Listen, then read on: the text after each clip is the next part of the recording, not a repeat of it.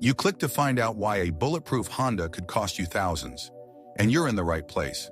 Today I'll show you the CR-V hybrid pitfalls dealers don't lead with, high voltage systems you can't DIY, AWD tire rules that turn one blowout into 4 new tires, and the real-world fuel economy trade-offs when you live in sport mode.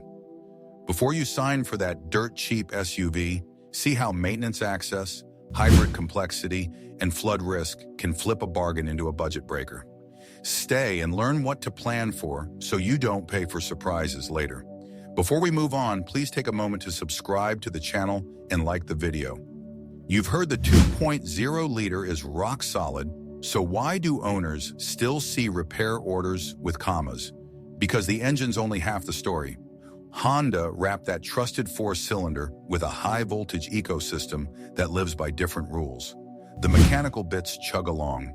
The electronics, software, and safety procedures drive the invoice. That's the split no one explains on the test drive. You can change oil and filters at home, but the orange cables, inverter stack, DC-DC converter, battery management modules, and e-motors sit behind guarded access. You can't probe them with a cheap multimeter. You need insulated tools, lockout steps, and a scan tool that speaks the right language. Dealers talk up the mileage and say the system echoes what works for Toyota. Fair to a point. The EC-VT and motor generator approach has a reliable track record when left alone and kept dry. The catch is the moment something strays from normal. High-voltage components are not DIY friendly, and shops that work on them charge for specialized training and liability. A hybrid diagnostic can cost more before a wrench even turns, because you're paying for controlled teardown, software checks, and safety time. Here's the layout in plain terms. Most of the time, the gas engine's job is to create electricity. The electric motors do the pushing. The electronic CVT coordinates who does what and when, blending engine output and battery power to keep the system in its sweet spot. It's efficient because there are fewer traditional wear parts inside that transmission, and there's no stack of clutches slipping. But that same efficiency lives on circuits, control boards, and firmware. Those don't fail often, yet when they do, you're not swapping a belt.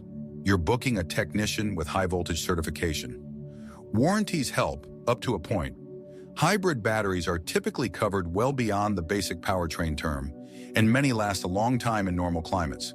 Still, owners get caught when peripherals act up. An inverter or DC-DC converter failure can run into 4 figures with parts and labor, which makes a bad alternator on a regular car look cheap. And because access is layered, battery enclosure, cooling paths, service plugs, the bill reflects more than just the part price. It reflects the process. A real-world path looks like this. A check hybrid system message pops up. You scan it with a basic reader, get a generic code, and clear it. It returns. The car may limp to protect itself. You schedule a visit. It needs a flatbed because towing procedures change with hybrids. At the counter, the advisor explains there's a diagnostic fee because they need to run hybrid-specific tests and verify software levels. They update modules, recheck, and only then authorize parts. Nothing in that chain is something you can replicate at home without the right tools and training. Now, if you're cross-shopping, the RAV4 hybrid and CR-V hybrid look similar on paper. Both lean on an engine-as-generator concept and an e-motor drive strategy. Where owners see a difference is in parts pricing, how many dealer bays in your zip code actually do high-voltage jobs every day, and how many independent shops have the licenses and equipment. In some areas, Toyota hybrids have deeper third-party support, which can soften costs. In others, a Honda dealer may be the only game in town for specific procedures, and that concentration keeps rates high. And it's not just wires. Your choices matter. Drive mode habits, climate, and even the tires you mount change how often the system asks the engine for help, how hot the electronics run, and how soon you're back for service. The engine isn't the villain. The costs stack up in the ecosystem around it. Electronics, software, access, labor, and safety protocol. If you think that's manageable, wait until one nail in the road turns into 4 new tires. One nail, one sidewall tear, and the service advisor is asking whether you want the other 3 replaced to match. That jump from 1 tire to 4 isn't a sales tactic. It's how modern AWD stays alive. The clutches and differentials expect all 4 corners to roll at nearly the same speed. When 1 tire is taller because it's new and the rest are worn, the system fights itself. In a hybrid, torque blending adds another layer. The rear unit, the front E-motor, and the control software track wheel speeds constantly. A mismatch forces the clutches and electronics to manage slip that never goes away, and that heat shows up as wear. You hear grade and snow, and that part can be true. What you don't hear is the small print that says replace in sets. Even a difference like 7/30 seconds remaining versus 10/30 seconds on a new tire can cross the limit many shops are comfortable with. Some owners try shaving a single new tire to match tread depth, but that depends on local availability and whether a shop will do it. If not, you're buying 4 to keep circumference consistent. That protects the driveline and keeps the hybrid system from hunting for traction that isn't actually there. Now line up the real costs. 1 premium tire alone might look manageable. Add mounting and balancing, new valve stems or TPMS service, and a road force balance if you're picky about vibration.